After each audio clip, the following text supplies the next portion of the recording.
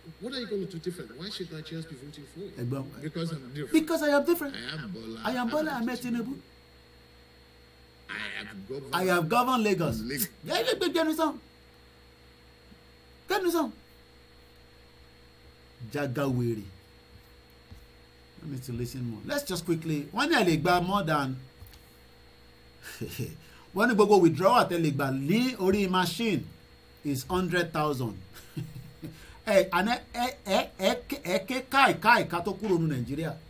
Finally, the Central Bank of Nigeria has imposed fresh cash withdrawal limit on individuals and organizations, which will come effect on January 9. According to the memo issued by the CBN to bank on Tuesday, individuals will only be able to withdraw 100,000 naira per week. Most of people in Nigeria ti fẹ́ lulẹ̀. 100,000 naira per week from over-the-counter or point-of-sale machines. So, bá ní 500,000, lè gbà ju 100,000 lọ. Thank you so much for watching us all the way from Libya. Balogun Abiodun mo kí yín. Ìfẹ́dayọ̀ Ọpẹ́yẹmí mo kí yín. We'll be ending this program in just about a few minutes. Ìyàwó Rasheedat Adisa, àwọn bàbá òfò bẹ́ẹ̀ ni, àwọn bàbá wèrè. So, that is on that. And I think I saw one more headline tí mo fẹ́ sọ̀rọ̀ lórí before I go. Ẹbí eléyìí Nìkọ́lá Abíọ́lá, PRP, àwọn olè, they are all the same. Orí Lai Muhammed. Ní October, ó ní no cause for alarm security threat. Láàárọ̀ ìnísìn wọ́n ti gbé àwọn kan ní Abuja. Tó bá lóyún nílùú yìí, wà lọ hospital, wà tọ́jú ẹ̀, jẹ́ kó show ẹ ní a bit of NHS video, just a video of any NHS pregnant. Ẹ jẹ́ ká wò. Your pregnancy journey, book and up. This was 3 years ago. Ẹ jẹ́ ká wá nǹkan tó ṣì wà up to date to 10 years ago. What pregnancy symptoms are normal? Okay, that would see fine girl why.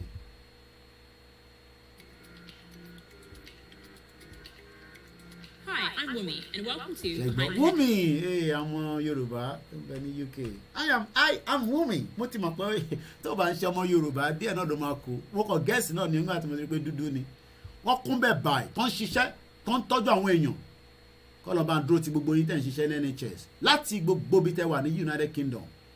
Ẹ kú iṣẹ́ takuntakun. Working round the clock, 12-hour shift, 14-hour shift. Wá ṣiṣẹ́ náà tó wọ́n send ẹ̀ wá sílé. Ẹ bá wa ṣe nǹkan kan, ẹ bá wa kọ́lé, ẹ bá wa ṣe nǹkan kan. Ìyàn wá Nàìjíríà yẹn, ẹ̀ tún wá yé lọ́rùn ẹ̀ pàdánù. Ìka country. Hi, I'm Wumi. Hi, I'm Wumi, and welcome to Behind the Headlines, the science behind the news. This week, the Mail Online reported that pregnant women who drink fluoride-treated water may have children with lower IQs.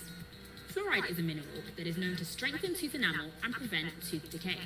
For this reason, some areas in the UK add fluoride to their water supply, particularly in the Midlands and in the North. Most toothpaste products and some foods also contain fluoride. To find out more about fluoride, click on the link. A new study from universities in Canada and the US assessed around 500 mothers and their children from 6 cities in Canada. The researchers estimated fluoride exposure during each mother's pregnancy. They then looked at whether this was linked with their child's IQ once they had reached 3 to 4 years old. The researchers found that a 1 milligram increase in the mother's estimated daily fluoride intake was linked with a 3.7-point lower child IQ score. This link was for boys only, with no link found for girls. The results from Canada and the US could be influenced by many hereditary, lifestyle, and environmental factors, so they need to be interpreted carefully. This small study can't prove that fluoride exposure in pregnancy directly. So we're building one now, if we can find anything. One working as a healthcare assistant at Omartin, Julia Beckinson. What time tó ń ṣiṣẹ́ round the clock, tó ń tọ́jú àwọn èèyàn. Àwọn ọ̀wá eréyàn tọ́jú àwọn family tí wọ́n nílé nígbà tó sí mi. Ibi tá a máa parí ètò sí ní àárọ̀ yìí nìyẹn. My name is Sarah. I work as a healthcare assistant and an associate apprentice in Hamilton. My name is Julia Alexander and I'm a healthcare assistant and I'm in ECU South. Nigeria, mo le confirm mo ti rí ìlà ojú wọn. Confirm àbí ojú mi lórí bẹ́ẹ̀.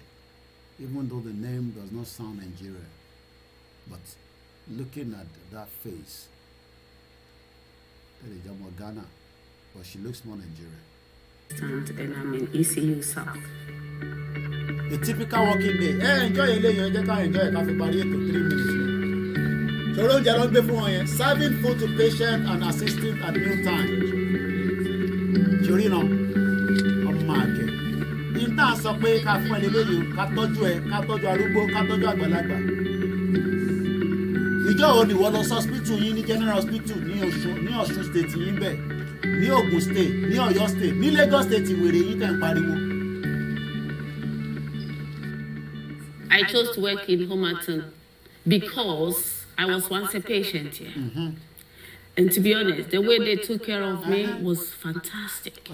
So whilst I was on the bed, I said to myself, when I finish, I will look for a job. I'll look for a job. I know that is it.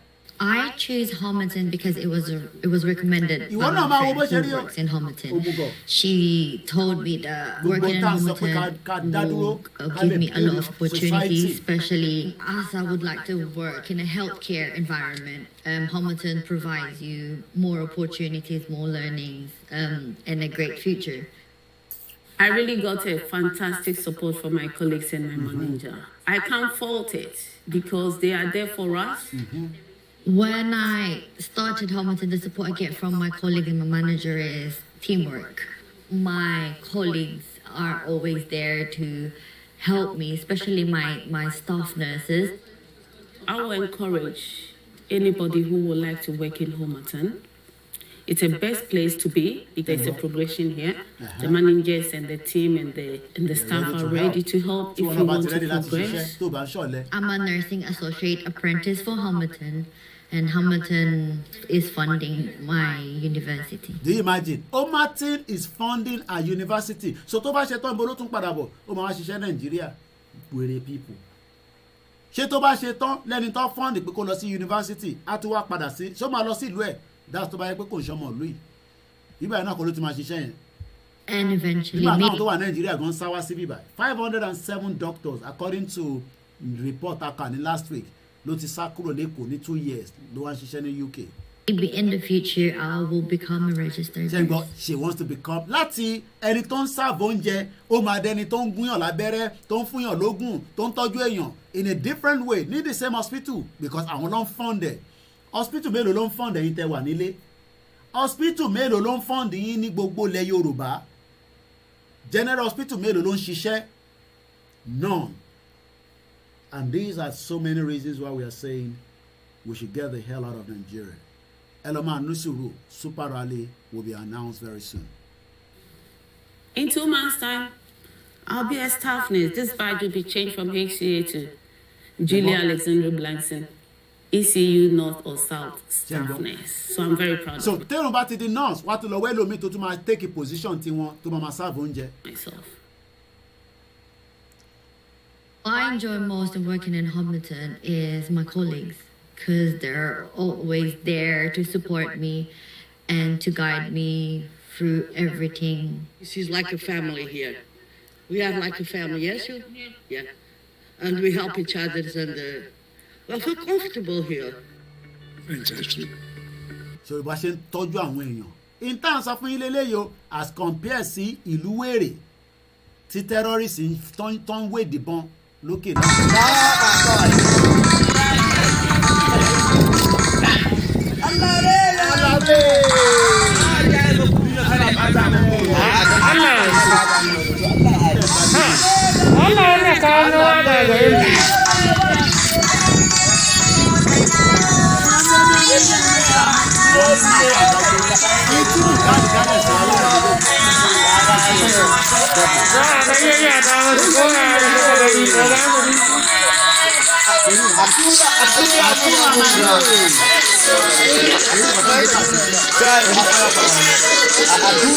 That is the problem that the British have done on us. While our sister, they are still looking for 4 million to rescue her. Fúra nílò ìrànlọ́wọ́ gbogbo ọmọ Yorùbá o. Ẹ jọ̀wọ́ ẹ gbà wá, ẹ má jẹ́ kán pa Tóbi o. Ẹ má jẹ́ kán pa Tóbi, ẹ jọ̀ọ́ ẹ gbà wá, gbogbo nǹkan tá a bá lè lò ẹ jẹ́ ká lò ó. Odùduwà á gbè wá o, kò ní gbé ọ̀dàlẹ̀ o, ẹ ṣé o. Ẹ jẹ́ àgbọ̀n tí the last part of the Malafia, and then we will end this program. Let me make some revelations to you. That's a very big allegation, Dr. Obadiah. The government is part and parcel of the killers. That's big. Yes. Okay. How would the government just say, oh, it is revenge killing and so on? Then you leave it there. Oh, because it is revenge killing and so on and so on. The body language of this administration, the body language of the state government shows clearly that they have a hand in it. They have a hand in it. No doubt about it. No doubt. Because, you see, General Abacha. Yeah. And people don't give him his due. They're not going to give him his due. Do you think you have tolerated such nonsense? Okay. And let me make some revelations. Because some of us also have our own intelligence networks. Okay. Have met with some of the bandits. Okay. We have met with some of their high commanders. Okay. Thinking about how we've been having this conversation about the unity of Nigeria. And I reflect back at some of the prominent statements made by some of our founding leaders. Okay. And I feel that probably this would help us to have a conversation on the Nigerian unity. I just brought forth, not to bore you, first, and I quote, not my statement. Nigeria is not a nation. Okay. It's a mere geographical expression. Okay. There are no Nigerians Okay. in the same sense as there are English, Welsh, or French. Okay. The word Nigerian is merely a distinctive appellation to distinguish those who live within the boundaries of Nigeria from those who do not.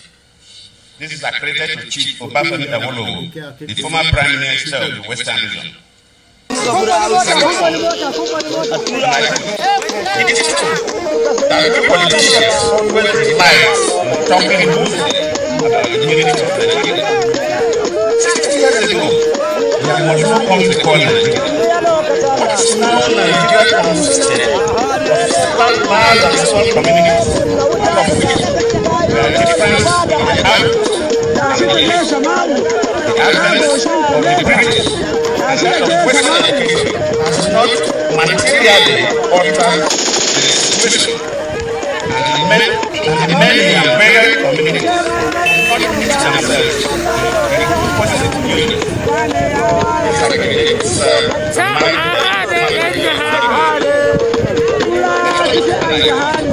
Since 1914, the British government has been trying to make Nigeria into one country.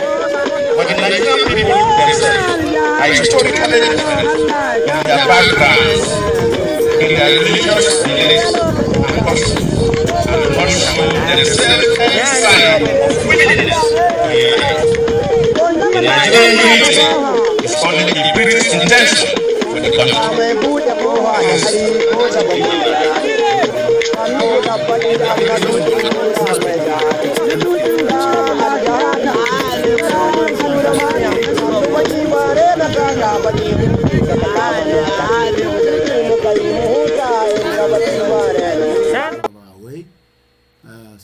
Is a request, so let's grant that request before we go. Thank you so much for those of you that have joined us. No, we've not been coming out like this frequently. You asked for a Nigeria hospital. Let's see if we can find something. Hospital Nigeria. Oh, it's not a new video. It's been out for a while, but this was also by BBC. Hospital in Nigeria, a guide tour, holidays in danger zone.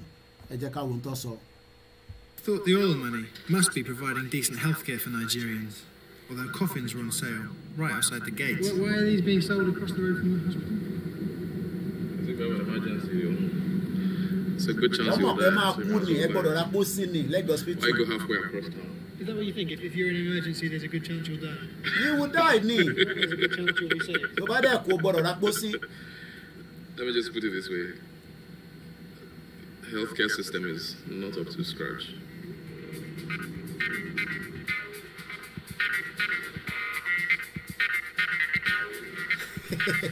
Hospital.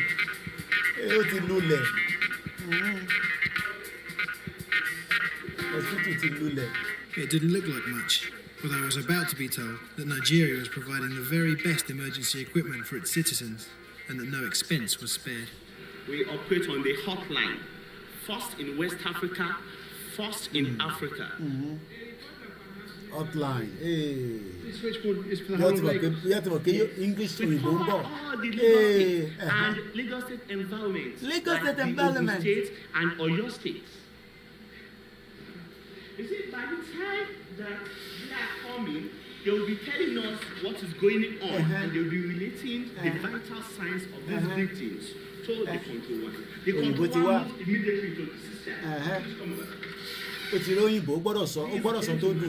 in a road traffic accident. And you can see us working hand in hand in emergency. 507 doctors have left Nigeria is quite well known for being very bureaucratic. It's very difficult to organise things. But this is an example of different agencies and areas working together, being coordinated. Yes. Not only are we coordinating, what we are saying. BBC program. Let's see if we can find another one. I had to go to a hospital in Nigeria 1 year ago. Eléyìí tí mo show tán yẹn, ìyẹn ti pẹ́ díẹ̀ bí 14 years. Ẹ jẹ́ ká wo Nigerian healthcare system 8 months ago. Ẹ jẹ́ ká wo eléyìí. A máa parí ètò yẹn in just about a few minutes.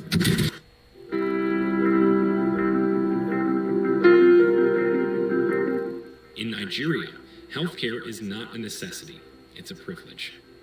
Despite Nigeria, the country has one of the worst healthcare systems in the world. Healthcare system? The latest WHO survey ranks Nigeria's healthcare system as the... Yeah, honey, can you compare that? Ẹ jẹ́ ká lọ wo, mo fẹ́ compare, ká kọ́ wo YouTube again. Omartin Hospital kọ́lá wò lẹ́ẹ̀kan ẹ̀tàn. Omartin Hospital pregnancy. Ẹ jẹ́ ká wo àwọn tó ń bímọ. Ẹ jẹ́ ká wo. Ẹ wòran, ẹ kò wò yàtọ̀. My name's Anna Piers and I'm a midwife. What I would do is mo mọ bí ṣe máa ṣe tẹ́ pé a máa máa rí méjèèjì at the same time. Màá lọ gbé browser mi wà látẹ̀yìn YouTube. So a máa play ti Omartin yẹn la máa play. Àwa máa play pẹ̀lú ti Nigeria yẹn máa sọ̀rọ̀ lókè. Ẹ ṣáà fún mi ní few minutes. Ìyẹn la máa fi parí ètò yìí. So kó lè bá rí pé ìdí táwọn èèyàn ṣe ń jápa tí wọ́n náà bá l'opportunity láti jápa ká tó di pé gbogbo ẹ̀ máa fọ́ wálẹ̀ tètè ya jápa. Mo fẹ́ change the background yẹn. Okay, let me add the browser in. Remember, for me a few minutes. I'm just working on that quickly. 10 o'clock, when you like to end the program here, so that. Welcome to Homerton Hospital. My name's Anna Piers and I'm a midwife on the maternity unit. Let's check out the audio to Ejakawalo. Okay, we can get into my faith from over. So now I will compare it to Nigeria. So let's go back. So what I'll do, ní láti wo gbọ́ sound ti UK, but I gbọ́ sound ti Nigeria. So ti UK ló wà nísàlẹ̀, just in case you are wondering where we are. So we have 4 rooms. 2 rooms at this are the pool rooms with plumbed-in static birthing pools. It's something that we encourage women to try. It is an option. Try it. If you don't like it, move on and try something else. Beds that we have in the birthing centre are like the normal divan beds that you might have at home. They're a good size. They're almost a double bed. All of our rooms have ensuite bathrooms and showers. They're nice, spacious, bright bathrooms. The women will often come in here for the comfort of the shower. and it's just wonderful to have such a lovely spacious bathroom to be able to offer that as another method of finding comfort and relief from the contractions during labour. Now I'll take you into a delivery room where we have multi-track equipment and the birthing ball and floor mats. As you can see, it's shaped just like a birthing stool. And you sit on it just as you would on a lavatory. And you've got these hand supports on the side to help steady you. You're able to have your legs nicely supported as you open your thighs to allow the baby to descend and to help you with your contractions. Midwives had input into the design and the decoration of the birthing centre. We wanted something that was bright, with limited warm, procedures friendly, due to and staff relaxing. shortages and The inadequate colours diagnostic reflect equipment like the ultrasound trees machines, outside not to of mention the massive unit. shortage So we've got a of theme that machines runs. and CT machines. All these lead to what can only be termed as a health emergency due to little or no government concern for even the basic healthcare needs of everyday Nigerian citizens. With even the basic healthcare needs of the majority of the Nigerian population unable to be met, it's given way to serious criticism both nationally and internationally, with many Nigerians who now term their own public hospitals as the place where people go to die. With a public healthcare system that is characterized by a shortage of drugs, equipment, and medical specialists, Nigerians disheartened by their healthcare system see no way out of the mess their own government has put them on. Many Nigerians have even resigned themselves to the possibility of early death if unfortunate to be struck by any serious illness. Apart from Nigeria's top private hospitals, the majority of hospitals in Nigeria are no more than mere consulting rooms, lacking in everything. Even empathy is in short supply, with the poor bearing the brunt of ill treatment from health workers, overwhelmed themselves by the daily throng of patients needing care. With patients required to meet the full cost of treatment, Nigeria's healthcare system has literally priced out access for over 100 million citizens living in poverty. Hospitals, however, would be forced to close if not able to recover the full cost of treatment from patients in the absence of adequate funding. It is not common in Nigeria for patients to be held hostage in wards until a kind benefactor pays their medical bills. For very serious medical conditions, deposits of over $500,000 naira. Anyway, and to for comparison here, I think I've been able to show you something. Kako, our midwife. To service, I'd like to tell you the choices available to you. They were quite nice, understanding, explain everything to details. If I was feeling like not sure about anything, I could speak to them. If I was having problems at home and I phoned up the labour ward, they would tell me what to do, come in, have me checked over, reassured, and back at home, so everything is fine.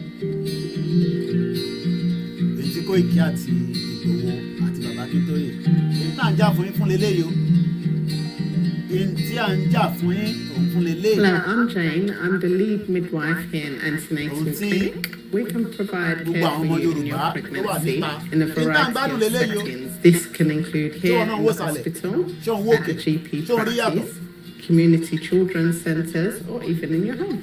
Women can self-refer to our service using a simple form which can be found on our website or calling our maternity helpline. We encourage you to book your care with us early, ideally between 10 and 8 weeks of your pregnancy. By booking early and create a calm environment for you, your partner, through your labour experience. Whilst you're in the delivery suite, if your baby is being monitored, we would encourage you to mobilise. You'll be sitting on a birthing ball, walking around the room, in any positions that you feel comfortable to help your labour to progress. If there are any complications, our theatre is just around the corner where theatre staff are able to deliver your baby safely.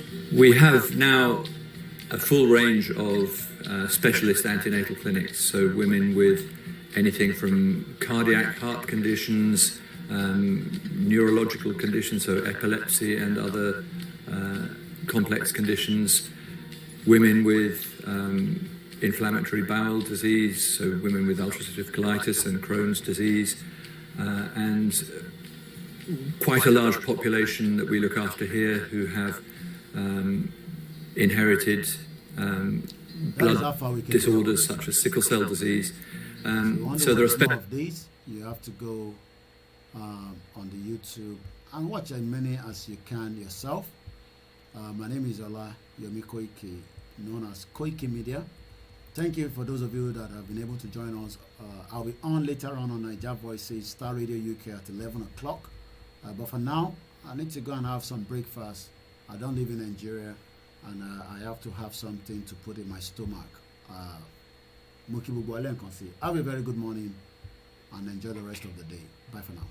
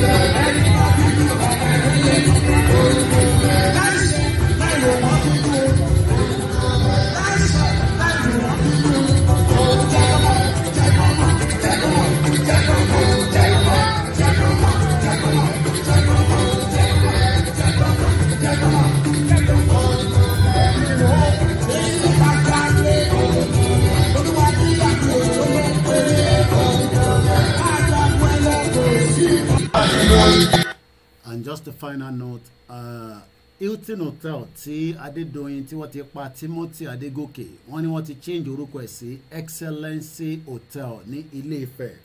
Tó bá léèyàn tó náà ń lọ sí Excellency Hotel ó jẹ́ àti tètè sọ fún pé níbi tí wọ́n ti pa Timothy Adégòkè òun náà ní Excellency Hotel. Have a very good afternoon and bye for now.